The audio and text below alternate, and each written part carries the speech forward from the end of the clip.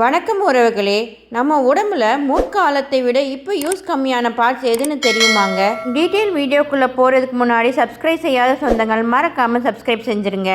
கம்மியான யூசேஜ் கொண்ட உடல் பாகங்கள்னு சொல்ல முக்கிய காரணம் உயிர்களின் காலமுறை மாற்றம் என்கின்ற எவல்யூஷன் தாங்க. முதல்ல நம்ம பார்க்க போகிற உறுப்பு அப்பெண்டிக்ஸ் என்கின்ற குடல்வால். ஒரு காலத்தில் மனிதர்கள் ரா ஃபுட், அதாவது சமைக்காமல் சாப்பிட்ட போது ஜீரணத்துக்கு ரொம்ப முக்கியம்.